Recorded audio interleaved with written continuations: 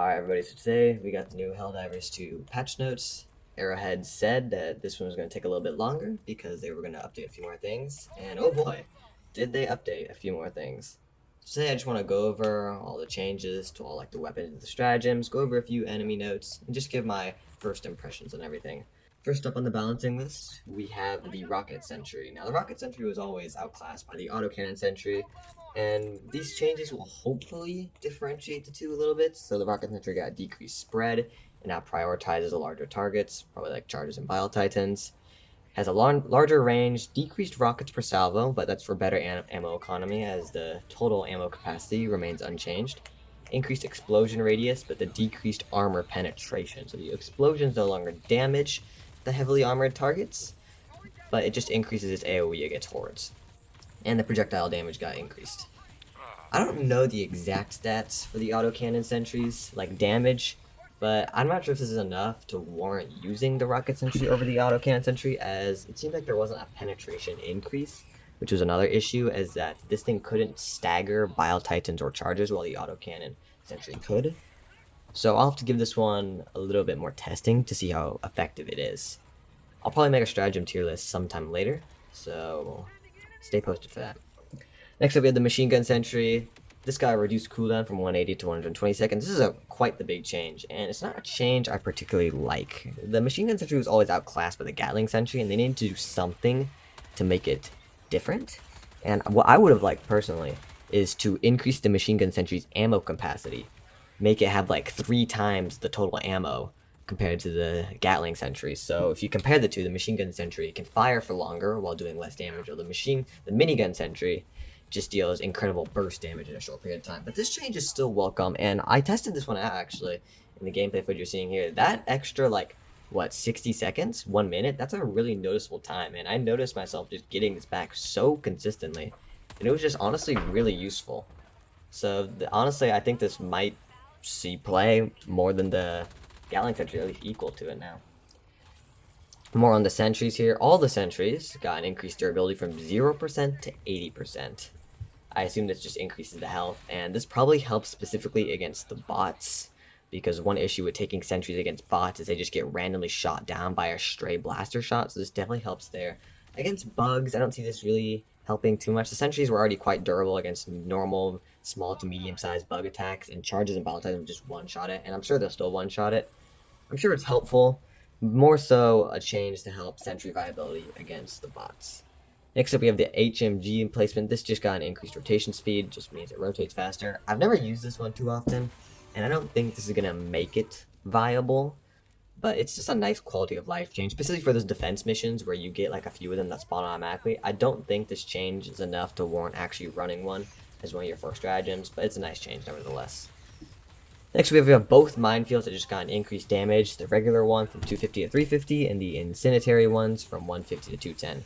Yeah, the minefields are still memes, don't use these. These things need a way bigger rework. Damage was never the issue, it was the fact that they take so long to deploy and they team kill so easily. My change, I think, that would help this is, while this may not make sense, is just make it so players are immune to them, that they won't explode. Like, say the mines, when you step on them, they scan to see if a Helldiver's boot was, and if it sees a Helldiver, it won't explode. I mean, that would, honestly, that would make them pretty decent, because you could throw them in and engage on the minefield, but right now, this change doesn't do anything. Don't use minefield, not even on defense missions, use anything else. Next up, we got all the orbitals, starting with the Gatling Barrage. Now, the Gatling Barrage was always a sleeper pick for me. Very good for dealing with bug breaches and just hordes of enemies, and this change is kind of crazy. So the fire rate got increased by 25%, good, just damage, and the rounds per salvo from 30 to 60, that's doubling its duration, well not its duration because its fire rate got increased, but doubling the amount of potential damage it could do. Not also increased armor penetration and decreased cooldown. This is just such a giant buff. And honestly, orbitals had always been outclassed by eagles, and I'm glad they took the route of buffing orbitals a lot instead of nerfing eagles, because, you know, this is a PvE game. Who cares about balancing? Just, you know, have some fun. And I think this buff to the Gatling Barrage is amazing, and I think Arrow did a great job with this. And same for the other orbital strikes. Precision Strike, not as many buffs, as the Precision Strike was already pretty good and pretty much a sleeper pick, but decreased cooldown, great, and decreased call-in time. Very, very good. Next we got the Airburst Strike, just getting a cooldown cut by 20 seconds. Airburst Strike was, in my opinion, the best orbital stratagem. Maybe Gas was a little better, but Airburst Strike was always outclassed by Cluster Bomb, Eagle Cluster Bomb, and I think this will help it out a little. I'd still say Eagles are generally better just because you get so damn many, especially since 2 Eagles got buffed, actually. But these orbital buffs are very nice and very welcome. Next up, we got the rocket pods. This isn't really a buff, more like a rework. So, improved targeting, great. That was one of the biggest issues, was it was just so inconsistent. You throw it right on something and it would do nothing. Projectile penetration. This is good against, rocket pods are for heavy enemies, but to compensate for that, they more than halved the damage from 600 to 250. And then a decreased explosion armor penetration. I don't know about these changes. I tested it out in one game, and they felt pretty similar, but that damage decrease is huge, and I'm not sure if the penetration will make up for that. I don't know. This is something that requires more testing. Next, we got Strafing Run. Strafing Run got some very good buffs. Finally got increased uses from 3 to 4, which is just amazing.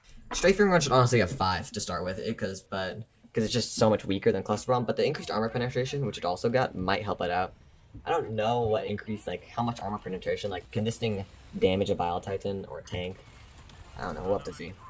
Next we got the Grenade Launcher, getting an increased explosion damage, 350 and 400. I don't really know why they did this. This is a pretty unnoticeable buff, and the Grenade Launcher was already really good, or viable at least. But, welcome nevertheless. Next we got the Heavy Machine Gun. This got a lot of changes. Increased damage to 150, good. Increased projectile damage against durable body parts. A lot of guns got this change, the increased damage against durable body parts. I reckon this is against, Brood Commander legs, or stuff like that, I don't know. Maybe against, Scout Striders, whatever. Decreased fire rates, not really too big of a change. The reload time, though, that's a pretty big change. 7 to 5.5 seconds, still really long. Increased stagger strength. Yeah, I don't think these changes are enough to make the Heavy Machine Gun any good. I'd say, in terms of the niche it's going for as a medium armor penetrating weapon, the machine gun and the laser cannon are just a lot better at that. But these buffs are welcome. Not everything needs to be S tier, Next up, we got the machine gun. Reload time decreased to 3.5 seconds. Increased magazines. Good changes. Machine gun is always, I think I'd say it's outclassed by the stalwart, but still a fine pick. And these are just some nice quality of life changes, especially considering this is one of the stratagems you start out with. This should make newer players' experiences a little better because they have a stronger support weapon. Next up, we got all of the machine gun bullet types of the machine gun sentry, Gatling sentry, and the Patriot Exosuit's Gatling gun. Got an increased projectile damage. That's a lot of things, so that's just a net buff to both sentries and to the exosuit. And increased projectile damage against durable parts. Very cool, very welcome, not much to say, just a nice damage buff for a lot of things. So next up we have the Liberator, the Stalwart, and the Guard Dog. Increased projectile damage against durable body parts. Again, not entirely sure what that means. Again, I'm assuming it's the legs of things. I don't know, maybe the butt of a charger, the vents in the back of Hulks, I suppose. So, welcome. Next we got the Concussive Liberator. Same thing. Increased projectile damage and durable body parts. The Concussive's pretty bad. The Concussive need more than this, honestly. I think they did this increased projectile damage against durable body parts just for quality of life. But honestly, the Concussive Liberator should have been buffed a lot more. It definitely needed that. Next up is the Agitator. Increased magazine size, 25-30. It's welcome. That was honestly the biggest issue with this gun. Its two biggest issues being its magazine size and its recoil. But the recoil could be fixed by just crouching. Again, and increased projectile damage against durable body parts. Cool. I mean, this gun's pretty good. It's like a nice in-between it's like an alternate version of a Liberator Penetrator, sacrificing accuracy and magazine size for damage. Pretty good. Next, we've got the Tenderizer. A lot of changes here, and I'm glad. The Tenderizer was fucking awful on release. It was literally just a worse Liberator, and it was advertised as something completely different, but they finally fixed it.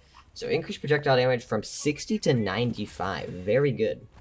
Increased projectile damage against durable body parts. Yep. Decreased ammo capacity and decreased magazines. That's expected for a giant damage increase like that. Increased stagger strength. Yeah, I think this is good. This is finally differentiates it from the normal Liberator.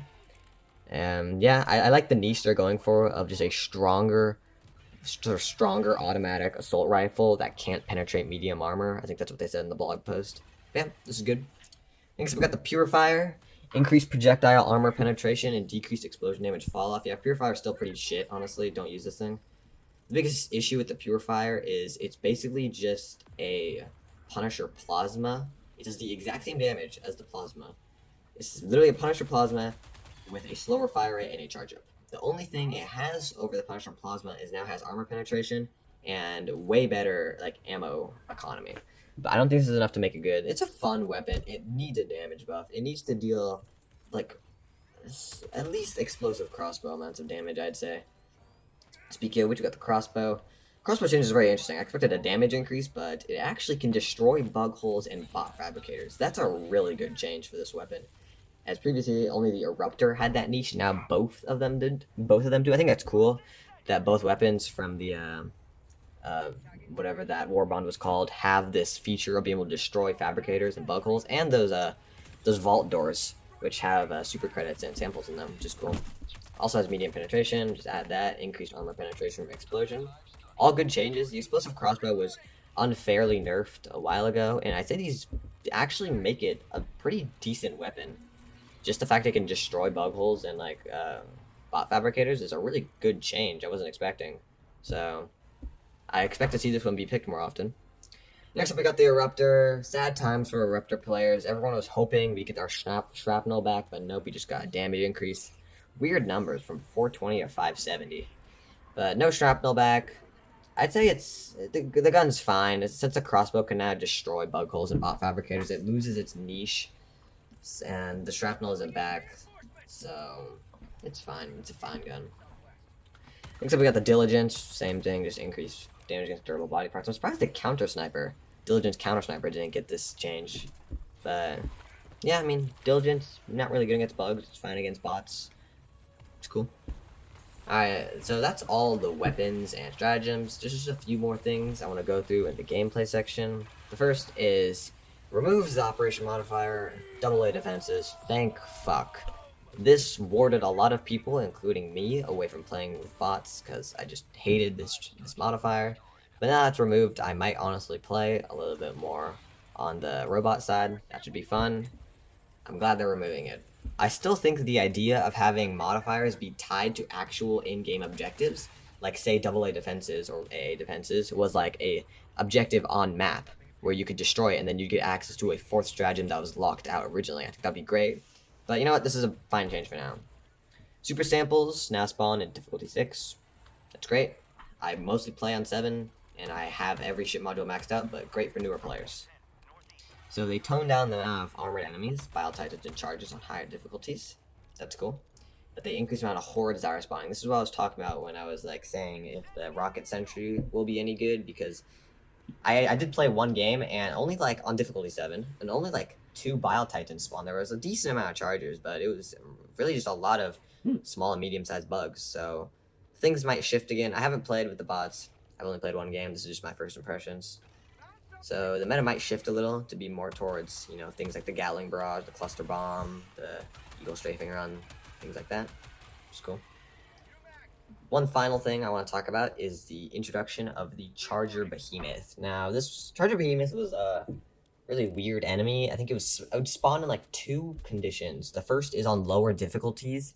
On Eradicate the Charger missions, a Charger Behemoth would be there instead of a regular one. On like difficulty maybe like 4, 5, and 6, I think that mission would spawn. The other one is, I think, on the 40-minute extract personnel missions, a Charger Behemoth would always spawn where you would evacuate after you do the first 2 side quests.